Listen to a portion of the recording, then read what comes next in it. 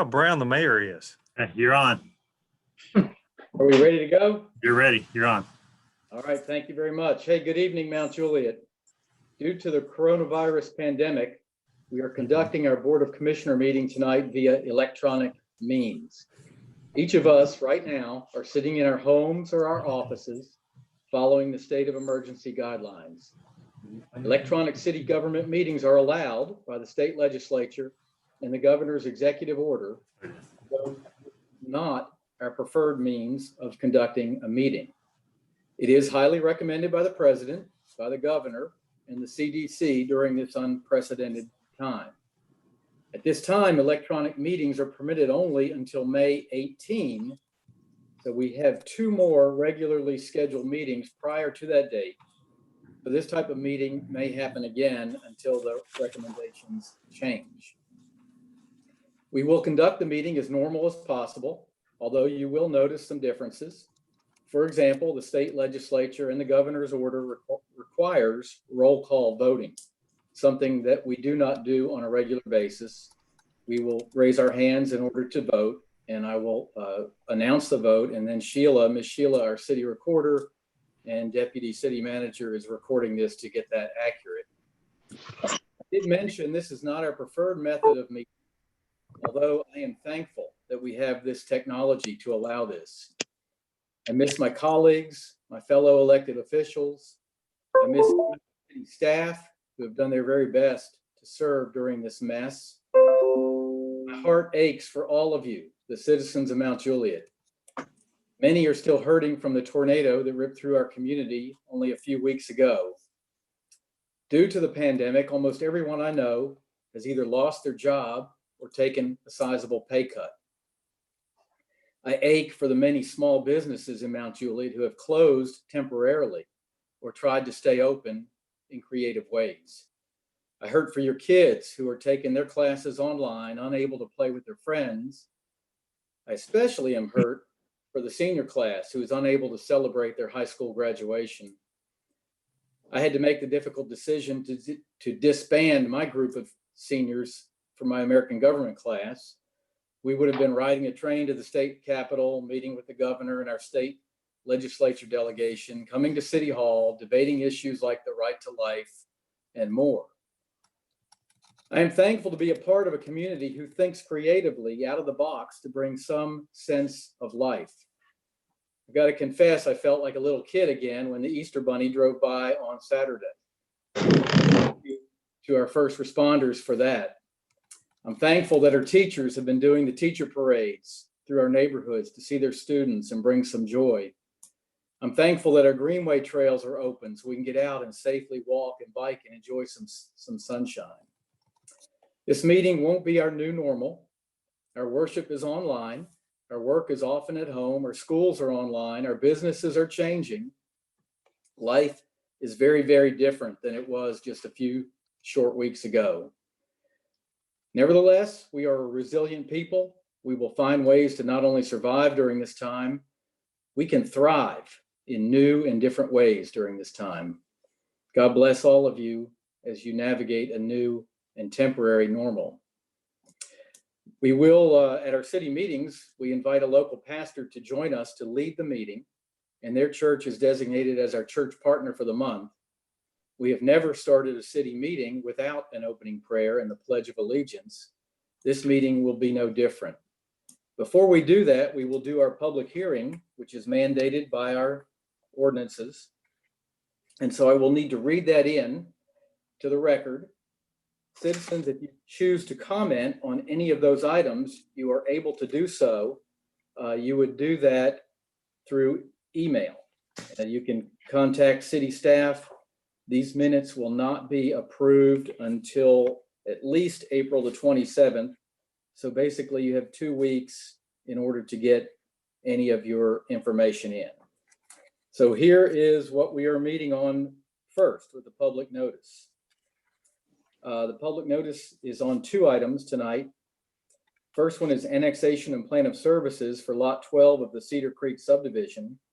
And number 2 is a budget amendment for the fiscal year 2019-2020 budget for grappler trucks for public works.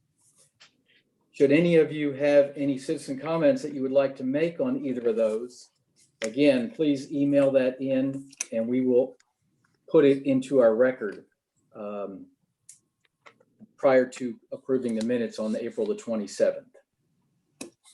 So at this time, we're going to start our regularly scheduled meeting, and I have asked the city manager to open us in prayer and lead us in the Pledge of Allegiance. So Mr. Martin? Yes, sir. Thank you. And if everybody would join me in a word of prayer. Heavenly Father, in our hearts we plan our course, but we pray that you establish our steps. I pray that we seek you for advice. Let us not make decisions based upon what we know, but let us act based upon your wisdom. Please guide us, Lord. We place this meeting in your hands. We place our hearts and our minds in your hands so that you may direct us. Amen. Amen. Thank you. Now join me with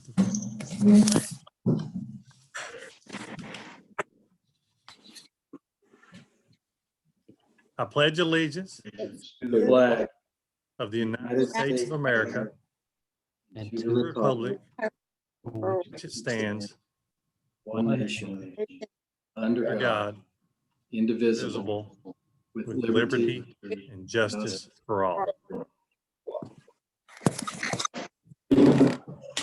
Thank you very much, sir. Appreciate you very much. Yes, sir. Thank you. At this time, I will declare that we have a quorum present. In fact, we have all 5 elected officials in attendance tonight. We will set the agenda as published. It is available to you on the city webpage if you'd like to follow along. Otherwise, I will be reading in each item as we go, so hopefully you can understand what exactly we are voting on. At this time, we need to approve the minutes. We have 2 sets of minutes that need approval. The first set is for the regular meeting of March the 9th, 2020. Is there a motion? Motion. Right. We have a second from Vice Mayor. Questions, comments, or changes to the minutes? Ms. Sheila, I know you sent out a late change. You want to comment on that, please? Yes, I moved the question about the Robert's Rules of Order to an item by itself on the bottom of the page, as opposed to in the middle of one of the documents. It's now item 12 by itself. Okay, is everybody up to speed on that? Questions Yeah. or comments from the commission on the minutes? All in favor of those minutes signify by raising your hand and saying aye. Aye. Aye. I believe that was unanimous. Commissioner Justice? Yes, sir. Good. Okay, that is a unanimous approval. The next set of minutes is the minutes from the special meeting on March the 23rd. Is there a motion? Motion. Okay, is there a second? Second. Motion and a second. Questions or comments on the minutes for the special meeting? All in favor, signify by raising your hand and saying aye. Aye. And those minutes are also approved unanimously. The next item of business is citizen comments. Anyone wishing to address the board, again, just send those in via electronic means, and we will incorporate those comments into our minutes prior to approval of those minutes on the 27th of April. This time, we're going to go to commissioner reports and comments, starting as we traditionally do with District 1. Commissioner Ray Justice. Thank you, Mayor. Very briefly, I just want to thank everybody for doing the responsible thing, taking care of business the way they have been. City manager's done a wonderful job, as usual. Thank you, Kenny. Thank you. And the rest of the staff at City Hall. Our police officers have been going door to door as the birthdays come up. I understand we had an Easter Bunny sighting on Sunday. So, yeah, just want to thank everybody for doing the good job that they've been doing. And other than that, I have no further comments, sir. All right, thank you. Now we will go to District 2, Commissioner and Vice Mayor James Manus. Thank you, Mayor. I just want to start out with saying that, you know, our prayers are with Hamilton County and Bradley County because, you know, we relate all too well with what happened. You know, actually, my heart's kind of broken to see the damage that they suffered overnight in the tornado strikes. And of course, Mount Juliet is never going to forget the aid the city of Chattanooga sent to us when we were struck by tornadoes on March 3rd.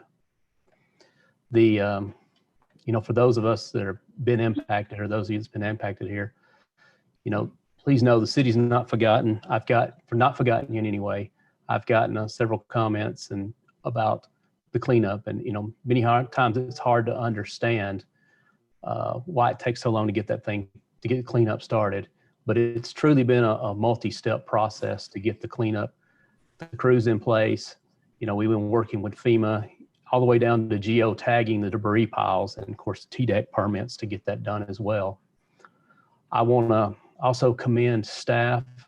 I want to thank them for all the extra hours that they put in. The fire chief that's been working what probably would be 3 or 4 positions in a city of our size. Public Works for their cleanup efforts, the police department for being so helpful in getting information out, and even down all the way down to singing happy birthdays to some kids that were trapped at home because they can't have their friends over for parties, for their schoolmates. I just also want to thank the extra effort that went into this weekend as well to get the Easter Bunny in place. Special thanks to Tyler Chandler and Andy Long and all those that are involved, but that was the 2 that I saw in the pictures for sure. With COVID-19, the latest news, and I think that I've heard from the governor is the stay-at-home orders have been extended until April 30th. And for our city, when we met on March 23rd, Wilson County had 6 cases, and the latest report that I've seen shows 143 cases, and of course, 1 death in Wilson County. There's some good news. We've seen 54 that have recovered. The city has taken several steps in response to the threat, from canceling the planning commission, closing city court, new procedures in place for first responders. But be assured this will end. This unnormal normal will end. Some things in the near future are going to change. Unfortunately, some jobs are going to be lost, but the very same drivers behind the strongest economy that we've ever seen are still in place. We will recover. But in the meantime, please continue to support our local businesses whenever possible. And for us as a city, now's not the time to slow down, but now's the time to position ourselves for the new future that we see and come out of this strong. Thank you, Mayor. All right, thank you. Going to District 3, Commissioner Art Giles. Mayor, I couldn't say it any better than those 2 commissioners said it, so I'm just going to leave it at that. And I appreciate them commenting on that. So I support what they said. Thank you. All right, thank you. Going to District 4, Commissioner Jennifer Mullally. I don't really have a report other than what I was going to say was thank you to the city, the way you've handled this, the debris pickup that's already been, and our thoughts and prayers with the East Tennessee tornadoes, because it was just a little over a month ago that we were in the same situation. So I agree with all that. So that's all. All right, thank you all very much. The next item of business is the city manager's report. Mr. Kenny Martin. Thank you, Mayor. Thank you, Board of Commissioners, and thanks everybody out there for your patience as we've all dealt with this double tragedy in our community with the tornado. I too would like to thank Hamilton County, in particular the city of Chattanooga. I have reached out to them and will continue to reach out to them. We're in a unique situation here, and the fact that we're still recovering from our tornado as well, but the fact theirs just hit last night, we're going to see what we can do to help them to return the favor.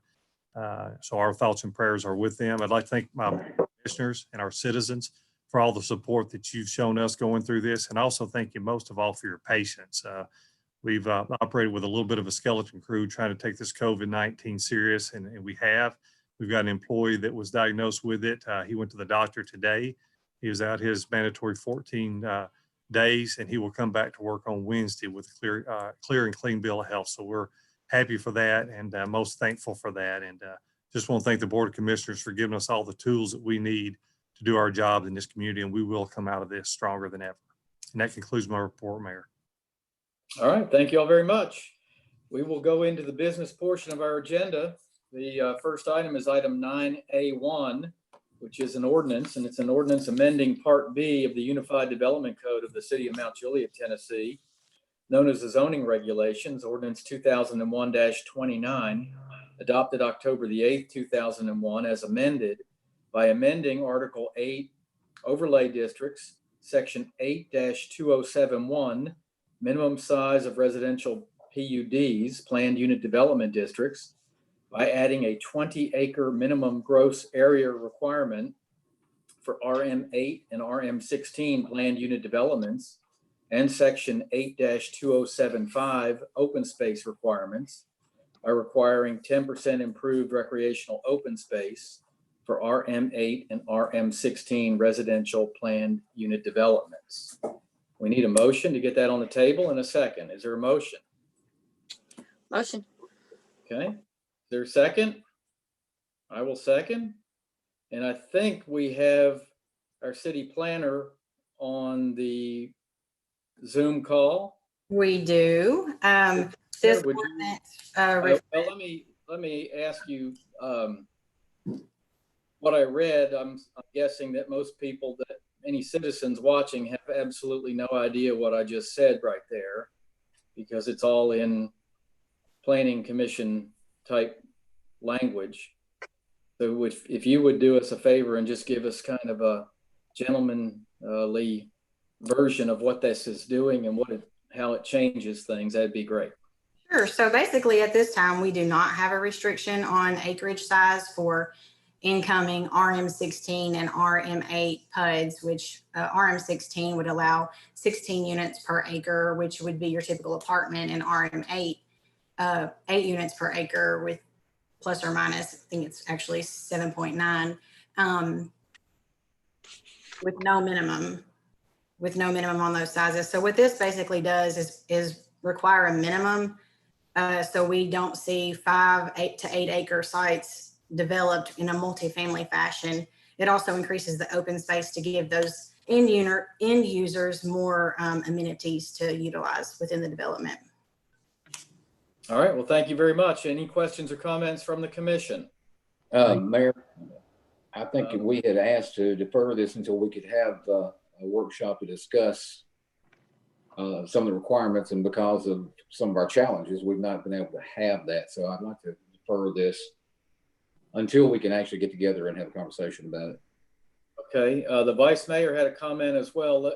Can we hear that before we entertain a motion? Yeah, but my comments were similar, because I think the last meeting we discussed a little bit about splitting RM8 versus RM16. I'm afraid with what we're doing here with RM8, we may effectively just take a lot of the local players out of the game and only open this up to I want to just take that whole small town piece out of it and just open this up to larger developers on this thing. So I would, with saying all that, I'll second Commissioner Justice's motion to defer this to a workshop. Okay, questions or comments on the motion to defer? Okay, seeing none, we will vote. All in favor of the motion to defer until there is a workshop, and I'm guessing that will either have to be in person at some point, or another Zoom call will have to organize at a later date. But anyway, all in favor of that motion to defer until there is a work session, signify by raising your hand and saying aye. Aye. Any opposed? That is deferred, and the vote was unanimous. Next item is 9A2, an ordinance to annex into the corporate boundaries of the city of Mount Juliet approximately 0.90 acres, property known as Lot 12 of the Cedar Creek subdivision, and being found at map 032A, parcel 014.00, and being located within the city's urban growth boundary. Is there a motion? Motion. Is there a second? Okay, Jennifer. Questions or comments from the commission? Ready to vote? All in favor, signify by raising your hand and saying aye. Aye. Aye. Okay, that is unanimous. Next item is 9A3, an ordinance amending the fiscal year 2019-2020 budget, ordinance 2019-35, to increase public works expenditures for the emergency purchase of equipment and dump truck rental due to tornado damage. Is there a motion? Motion. Motion and a second. Motion from Commissioner Giles, second from the Vice Mayor. I think we have the Public Works Director on the Zoom call. Is that correct, Mr. Barlow? Yes, I'm here. You want to make a comment on this prior to our final vote? All right. So sorry, you were cutting out on me there. I had to switch rooms. Can you tell me which item we are on? The grappling trucks and the. Grapple trucks. Yes, I think the only final comment on that is that we do have those in action right now. And we will probably be notifying the public a little bit more as we proceed on. We are trying to take what we have always called our chipper route and reformatting that into more of a brush pickup route. And as we try to go through the city and and pick up a lot of the things that we were behind on from the tornado, we're going to start to try to get us in a better pattern and hopefully have some more predictability in when we're going to be coming by people's neighborhoods. It changes what we can do. We have increased capabilities of what we can pick up. So that's a little bit about where we're going. And with these two pieces of equipment, I think the other thing is they have proven to be extremely valuable as we've been continuing on with the pickup. We're transitioning out ourselves from the pickup from the tornado debris and allowing that to be done by our contractor at this point in time. But they have proven to be extremely valuable pieces of equipment. Any comment on, I know people are getting a little tired of looking at the piles. Any comment on when that scheduling will be done and when that'll be picked up? Absolutely. Yes, I'd love to. The contractor that we have that began pickup on Saturday, we had hoped to try to get started a little bit earlier last week. However, trying to get a disposal site done was a little bit of a challenge. But we are now, obviously today it was a little too wet at the dumping site that they're going to be at. So we're hoping that tomorrow is going to work out very well. Got some really good working weather this week. You should start to see those trucks out this week. What they're picking up right now is all the house debris that's out there by the side of the road. And so they're going to be working on that probably the next week and a half. And they, as far as their rate at which they'll be picking up, they should be able to have the majority of the house debris picked up here within about a week and a half, I would say. They will be making 3 passes through all the neighborhoods as well. So I highly encourage anyone who has any material that maybe these trucks can't reach, might be some additional assistance, we might need some community effort to bring the remainder of the materials up to the street for pickup. And so we do expect this work to be completed within about 30 to 45 days, which is extremely exciting, and probably going to be in phases. You're going to see them picking up the house debris first, and they'll go back and get the remainder of the vegetation, and then probably other items like metals, appliances, air conditioner units, things like that. All right, thank you. Questions or comments from the commission? City manager. Yes, sir. Mayor, I'd like to commend the Board of Commissioners for your prompt response when we made this request initially right after the tornado. You guys stepped up without hesitation, and that saved us countless weeks of time in picking up that initial round of debris, which is mainly at first the trees and things of that nature. We could not have done that without you guys promptly allowing us to do so. So I wish to thank you on behalf of staff and the citizens. All right, thank you very much. All in favor of 9A3 signify by raising your hand and saying aye. Aye. That is unanimous also. Next item of business is 11A1, a resolution adopting a plan of services for the property known as Lot 12, Cedar Creek subdivision, located on Saundersville Road, map 32A, parcel 014.00 in Wilson County, Tennessee, located within the city's urban growth boundary. Is there a motion? Motion. Okay, and I saw a second motion from the vice mayor, second from Commissioner Justice. Questions or comments from the commission? All in favor? Raise your hand, signify by saying aye. Aye. Aye. Opposed? That passes unanimously. Item 11A2, a resolution declaring May as Bike Month in the city of Mount Juliet. Is there a motion? Motion. Commissioner Giles, and a second from Commissioner Mullally. Questions or comments on Bike Month? All in favor, signify by saying aye and raising your hand. Aye. Aye, that is unanimous. Next item is 11A3, a resolution authorizing the city of Mount Juliet to participate in the governor's local government support grant. Is there a motion? Motion. Motion. Okay, I heard a motion in a second. City manager, this is under your sponsorship. Is this the anticipated stimulus money from the state? Yes, sir. It is, Mayor, and it is commission. And what we will be doing is reaching out to the commission and basically seeking input from the Board of Commissioners on things these monies could apply to, for example, infrastructure, city hall, fire department, police department, whatever, and let you guys decide the best uses for those monies. And then we'll bring that back at a future date for a vote. Okay, I did see on one of the pieces of correspondence that we got that the money would not be available to us till July 1. Yes, sir. Which is the start of our new budget year. So it probably should be incorporated into the budget workshop that we have scheduled pretty soon. Yes, sir. Yes, sir. That's our plan. In the meantime, we'll be seeking input so we can add that into the budget. Looks like Commissioner Justice. You have your Yes. hand up? Yeah. Mayor, this was actually, half of this money was actually sent prior to the coronavirus stuff, and was approved in the state legislature in their budget. And they came back and revisited and added the other half to us. They doubled the money basically. So we want to take a second and thank Representative Susan Land for her participation in getting us the money that we got. And in recognition, I think it is tornado driven as well as the virus driven. But I think I was looking and we were like number 5 in the state is in the highest amount of money that we're receiving.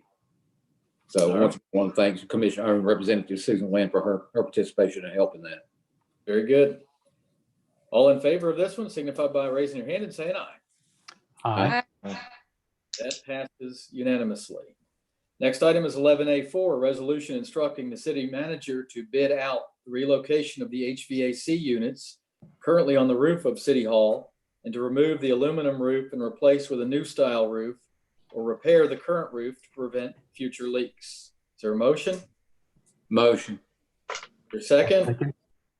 Questions or comments? City manager, you want to comment on that? Oh, Yes, City sir. manager? Yes, sir, Mayor. Commissioner Justice, to his credit, anybody that's been at City Hall recently has noticed we've had some problems with our roof, mainly where the HVAC units sit on top of the building. That part of the building is exposed, and unfortunately, as a result of that, and the previous roof that was put on, we've got some leakage, I guess, occurring in our City Hall roof.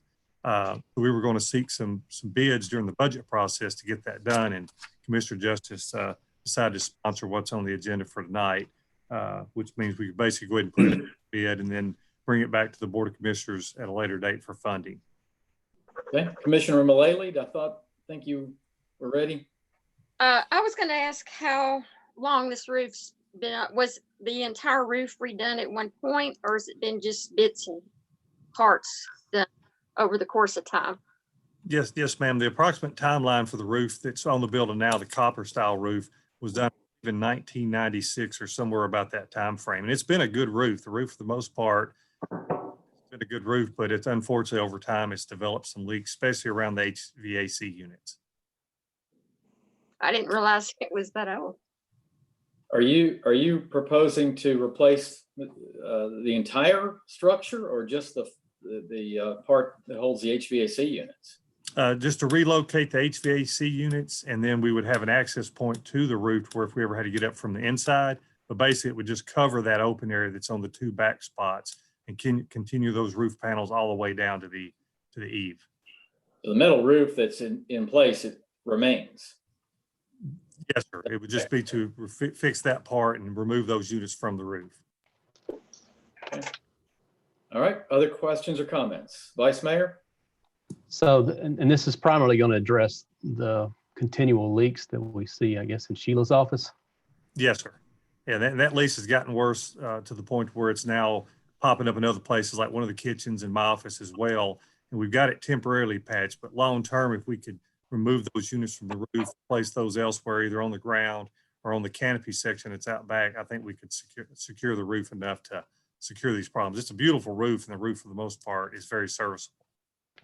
Any thoughts on what we've what we've spent over the years on continuing to work on this problem, because this leak's been going on and off for 10 years that I can remember, and it seems like it's been fixed, and then it holds for a little while and just creeps back up. It has been nothing to this extent, and most expenses in the past were minimal, mainly just patches and siliconing and things of that nature. And most recent time we come back and say, can you look at it a little bit deeper to figure out where the water's getting in? And it looks like it's getting in between the metal roof and the ephes that fronts those door access points to take you into the attic of the city hall roof. And if those were closed off, we could still get into the roof from the interior of the building. All right. I think that would solve our leakage. Other questions or comments? All right. I appreciate the effort. I believe it ought to be part of the next budget cycle. And I'd love to see where we're at financially, given this crisis. I think our revenue is going to be down significantly. So I'm supporting the project, but not at this time. So Commissioner Justice. Mayor, the resolution that I put out there was a resolution asking the city manager to bid out the relocation of the HVAC units. By the time he gets those bids back in, we're probably going to be in the budget process. And so that what you're wanting to happen will be achieved anyway. So, but at the same time, I don't think we need to go in and be behind the 8 ball or behind the curve. When every time it rains and every time we've got a problem, we've got people inside of City Hall, the water is dripping on them and pouring down onto their desks. That just needs to be fixed. Okay, I didn't realize you were talking about next year's budget. Well, I didn't necessarily say that. I just asked him to bid it out, not to go do it, but to bid it out so we can actually walk into a budget process if we need to with that money. If it's something that is bad enough, then we can go ahead and appropriate it prior to it if we have the votes to do that. But we can at least get him started towards that end. Okay, I got you. I thought we were doing an accelerated project, doing a budget amendment and all those things, and felt like it ought to be part of our budget process for the next fiscal year, which starts in July. Sounds like that's about the time frame that this will end up working out. Yes, sir. Mayor, what we'll do is we'll get with some roofing contractors, try to get it spec'd out, figure out what that number looks like, and then include that in the budget for the new fiscal year. Okay. All right. Other questions or comments? So I'm okay with it. Thank you, Commissioner Justice. Yes, sir. Other questions or comments? All in favor of 11A4, signify by saying aye and raising your hand. Aye. Any opposed? That passed unanimously. Next item is 11A5, a resolution approving the award of the construction contract for the Lebanon Road Sidewalk Phase 1 project and authorizing the mayor to sign the contract. Is there a motion? Motion. Motion by Commissioner Giles, second by Commissioner Mullally. Questions or comments? Vice Mayor? I would encourage the board to vote against this. Not because I'm opposed to the project, but because this is significantly over what we had bid out initially, or what we actually signed on to for a 95% match on this, and this money's come in much higher than that. I think right now, with the way things are going, we could put this out for bid again, and I think we could get a lot more competitive pricing on this than just signing this offer that we've got now. I'm not saying I'm opposed to the project long term, but I am opposed to it at this price. Okay. And Mr. Barlow, you want to give us the specifics on those numbers? Yeah, certainly. Hang on, let me get the numbers right here in front of me. So the total of the bid, the low bid was $885,000. By the time you add in the design costs that we've already spent and also the construction inspection costs, it comes out to be in with, let's see, I believe a little over $1,065,000. So by the time you add in the design in there as well, Matt White, our city engineer, he did a pretty good job of running that down. I actually talked with him a little bit more about that today and late last week, to kind of see the positives and the negatives of this.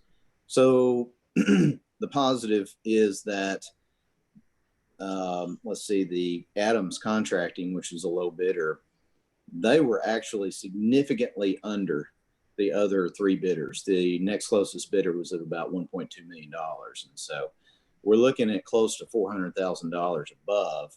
They were isolated. They were the lowest by far.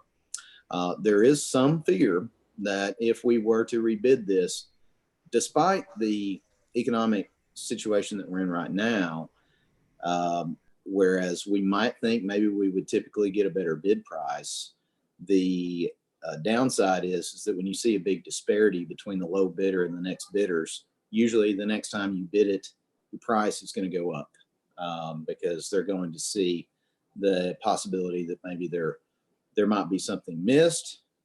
You might see a different kind of competition, but in that kind of a situation, it doesn't lend itself to where you may or may not get a better price on it. So that's the positive. The negative, obviously, is that this would require additional city funds to go through this. And so likely time frame, if we're talking through the project itself, is something that I believe, as we put in the recitals of the resolution itself, it would require a budget amendment. It's going to span budget years. We're going to start on this probably at the end of the month. We're talking about probably a 6 to 8 month time frame for construction. So as far as the city funds, when we would actually be seeing these expenditures are not going to be taking place until probably, I would say, as we get into the September, October time frame or later potentially. So there's just kind of an idea. You're going to use all the grant funds first, then you're going to go into the city funds. It's a balance. It's a little bit of a gamble either way you want to go with it. Whether we want to award this and go ahead and commit the funds now, or if we want to try to wait and see if this got denied, then we would go back, rebid, and then we would just go through that process until we found something favorable to staff and to the board. You mentioned a grant. Now, how much of this is covered by the grant? The initial, it was almost $1 million was the total. 95% of that is covered by the state. 5% is the city match portion. So you're looking at it's just going to end up being somewhere in that 74, 26 split range if we add this local money in it.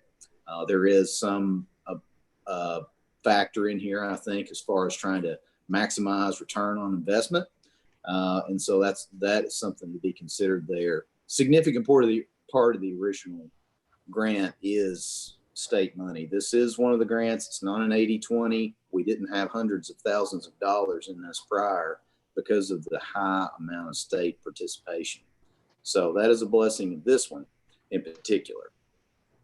What is our out of pocket, I guess, is what I'm really trying to figure out.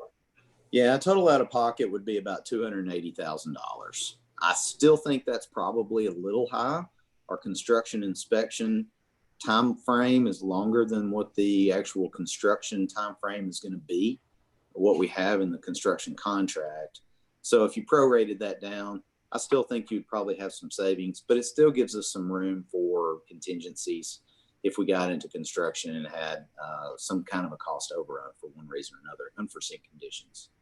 Well, I don't want to look a gift horse in the mouth and turn down almost $1 million of state grant money. That would not seem wise. And really the construction environment being what it is, I don't see you getting better pricing even a few months from now. Everybody's busy. They're all working like crazy and probably not going to end anytime soon. So did Commissioner Giles, did you have your hand up? Yes, I did. I also want to add, Mayor, that because of this pandemic that we've been in, more people are out walking, more people are out riding their bicycle, more people are out running. We've got more people participating. If anyone has never walked on Lebanon Road, I encourage you to go out there and walk on that road. We talked about Woodridge for years and the danger of it. We're going to get a sidewalk there. because of the development. I don't know of any other developments that's coming that can contribute to this project over here in case we was to lose this or have to put a lot more money. I would encourage this board to vote for this. Other questions or comments?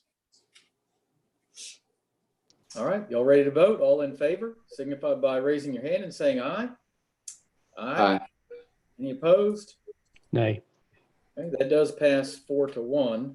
Next item is 11B1, an ordinance approving the request to connect to the Mount Juliet sewer system made by the owner developer of 1491 Nonneville Road outside the city limits of Mount Juliet, Tennessee, identified as Wilson County, Tennessee, map 50, parcel 70. Is there a motion? Is that a motion, Jennifer? Okay, so there's a second. Second. Second. Okay. Questions or comments from the commission? Mayor, if I may, this is the Nonneville Road property where we had originally said 5 instead of 6 taps. Is that right? Yes.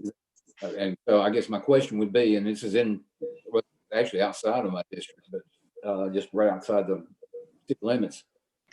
Is there a reason why we said 5 instead of 6? Can you Andy, can you remind me of that? Certainly. Yeah. And Jennifer and I could speak to some of that as well. When we were going through that, the initial request was for 6. The revision to 5 taps was as a result to meet the, believe it, correct me if I'm wrong, Jennifer, that would be Jennifer Hamblin. But correct me if I'm wrong on that, but I believe it's a low density zoning. And I believe that is a RS40, if I'm correct. And I believe the 5 lots. The future land use plan calls for low density, which would be RS40 or RS30 zoning. RS30, did you? Correct. And so we just all do RS40? If they were allowed 6 taps, they would have to have 29,040 square foot per lot, which would not meet either of those. I think that's where the 5 tap limit came into play, which I totally agree. If he was annexed into the city limits, he would only be allowed, I believe, 4 this 4-acre lot. So he would only be allowed 4. Okay. Commissioner Giles? And also correct me if I'm wrong, if he was annexed into the city, then he wouldn't have 5 curb cuts on Saundersville Road. Is that correct? Nonneville Road. I mean, Nonneville Road, excuse me.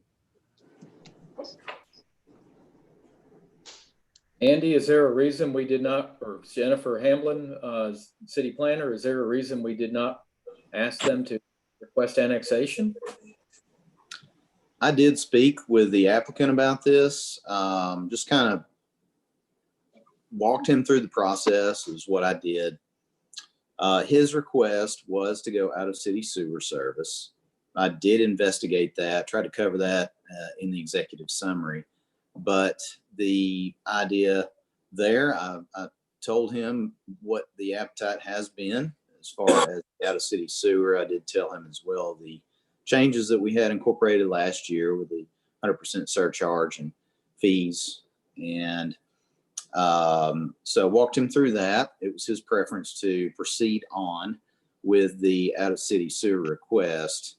And so it was my duty just to bring it forward, at least for consideration. So Ray, I believe you have something there. Yes, Mayor, I also talked to him and went over and looked at the property. And I mean, it's going to be a major upgrade, but it is on the opposite side of Nonneville Road. And at that point, we would probably take in a section of Nonneville Road at some point. We take in the liability of that section. It's just not worth it. Not for that one little piece. Yeah, my default view is that we should be requesting, they should be requesting annexation. I'm not really supportive of doing sewer outside of the city limits. Vice Mayor? This is a non-continuous to the city limits, I believe. Actually, it's across the street from, actually, it's almost across the street from the end of my road. And I believe that our city attorney had weighed in that if it was across the road, then that made it contiguous. Andy, and that. Yeah, and Mhm. prior to bringing this before y'all's consideration, I really wanted to look at that to see what was allowed. Would it be possible with it not being contiguous? Because I knew that state law changed a few years ago. And so what I did find, and this is more or less a quote from the state code on that you can have non-contiguous annexations for industrial or commercial properties, that would be developments, or for residential development. And I believe Gino could probably weigh in a little bit on that as well.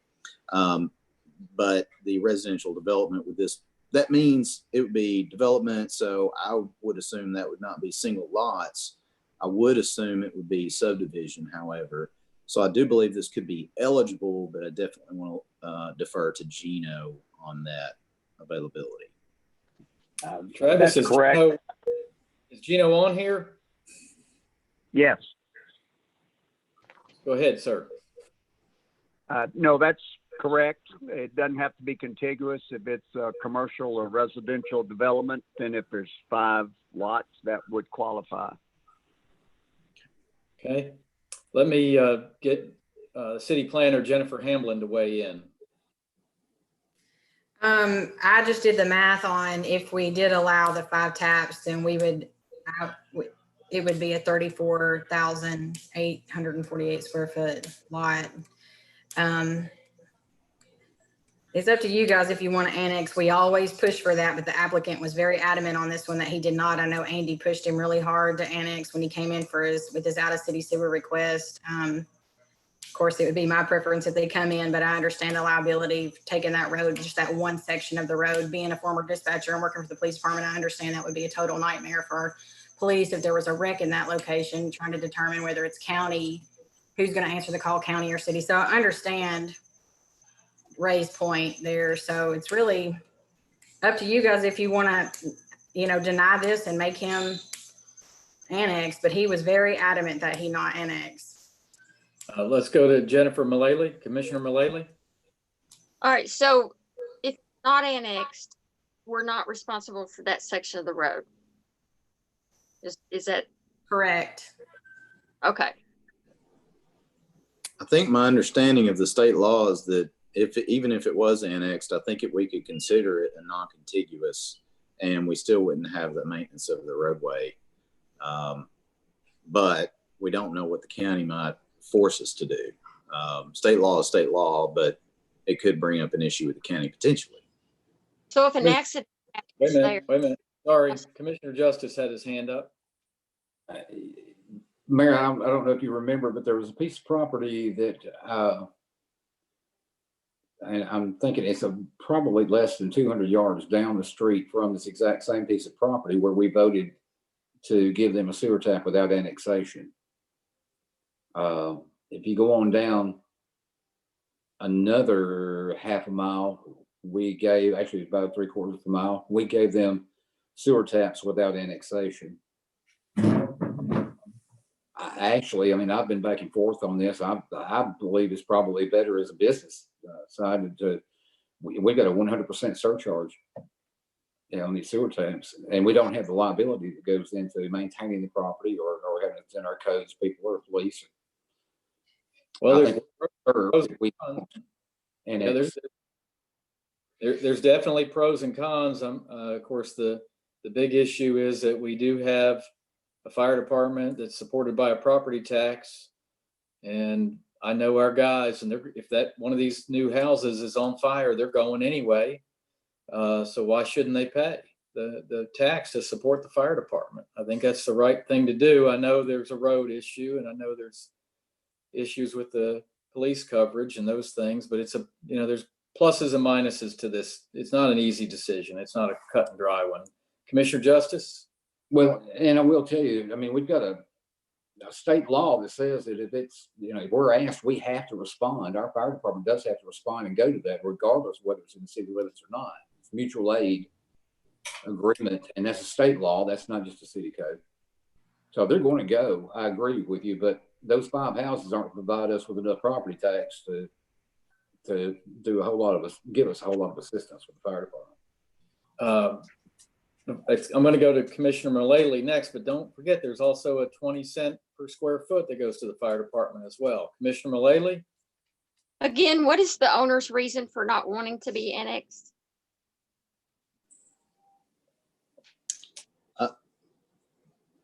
And who yes. knows? Well, my discussions I have with actually, I believe it's the individual that's going to be doing the subdivision and building, or at least development out there. I think it was more along the lines of the zoning. I think being in the county might afford them a little bit better zoning conditions than what they might have in the city. There wasn't anything hard and fast that I was told, but that's just my assumption to it. That's my recollection also, Andy. But he could apply for a rezone, right? He could apply for a rezone to RS40 or RS30, or also ask for an amendment to the land use plan. Right. So he had that option too under annexation. Correct. Which again would only be 4 sewer taps if it was annexed versus the 5 if it's left in the county, right? It really just depends on what zoning he asked for. He could do RS30 under low density residential and have 5. Okay, Commissioner Giles. But there probably wouldn't be 5 curb cuts if it was in the city. Is that correct, Andy? Yes, that's correct. And that's one big change I think you would see if it's in the city versus if it's in the county. If it's in the county, there would be would be less restrictions on how we maintain roadway access, whether it's to a county road or a city road. We would still want to see some sort of access control if they came in for approvals. Commissioner Justice. I believe if you'll check on some of the curb cuts coming off of City Grove Church Road. I haven't actually seen a preliminary subdivision plan myself. All I've been just told is just basically the number of lots that they were looking at. I assumed that they would probably have at least probably more than one off of Nonneville Road, but again, I haven't seen a preliminary plan. Well, they've already got one that is on that lot that comes off of Nonneville Road, so there may be one more addition. But my understanding was that was going to come off of City Grove Church Road as opposed to Nonneville Road. That number one. Number two, I worry about the liability too. If we have told numerous people up and down that road that they could tie on to the sewer without being annexed, but then we're going to turn around and make these guys be annexed, I worry about the optics of that and how we might be held liable later on for it. Okay, we'll go to Commissioner Mullally, then Vice Mayor. Mr. Barlow, do you have handy a map of the city line where it's in reference to this property, how close it is? To the city? City.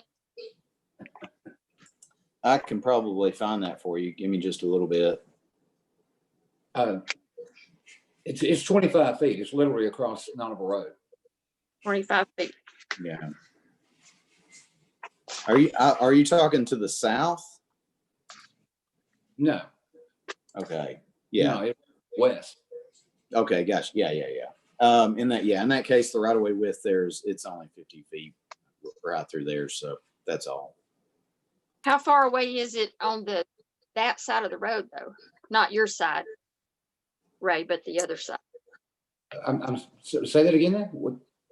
How far is it from where? So this is on the opposite side of your street, which is in the city, correct? Well, Nonneville Road, right, yes. No, Nonneville Road is not in the city. But your street's in the city. Right, and you pull out of my street, turn right, go down probably 100 yards, and it's on the left. Yeah. Right. So on that side of the street, where's the city limits? It runs along Nonneville Road all the way to the four-way stop at Saundersville and Nonneville. So it's across the road. Well, Maybe- well, Maybe you have I'm clear. yeah, you got Windtree Trace along there on the west side, and the next track's been annexed. And then I'm sure there other tracks are going to be requesting annexation as well on the west side of Nonneville. Actually, Yeah. right now there's not. I did calculate to the, on the west side of Nonneville Road, the city limits ends about 4,000 feet to the south of this intersection. Maybe, well, probably about 3,500 to 4,000. Across the street, entrance to Windtree Trace. Yeah, it goes a little bit further north, you know, where the dog sanctuary property ends. That's where the city limits ends. Windtree Golf Course, not Windtree Trace. Oh, yeah. Yeah. You're right. You're right. Okay, that's what I was wanting to know. Yeah, on the left-hand side of the road, on the west, it ends right there across the street from the old Windtree Golf Course. And then on the right-hand side of the road, it runs all the way down to the forest. Right. Let me go to the vice mayor. He's been waiting patiently. Yeah, I was just going to add, this is first reading, and I'm willing to support this on first reading, but I would just like to say between first and second reading, maybe we take some time to look at the maps and exactly where those curb cuts are going to be, because that's a good point, that how many entrances that we have on there, what's potentially a very busy road, and sometimes, well, a lot of times actually, but and then the impact on that, and just come back on this, and we can probably weigh in and a lot more on second reading on this if we want to push it back to annexation. Other comments? Mayor, if it's okay, I'll take and take the responsibility and get with the developer over there, the guy who bought the property, and see what kind of a plan he's got available he might be able to provide for us to show us exactly what's going on. All right, very good. Y'all ready to vote? I'll remain against it at this time, but it's subject to change on second reading. But all in favor of this signify by raising your hand and saying aye. Aye. All opposed? It'd be me and Commissioner Giles. So that does move forward 3-2. And then Commissioner Justice, if you'd get us a map or something. Yes, sir. Reading, that'd be great.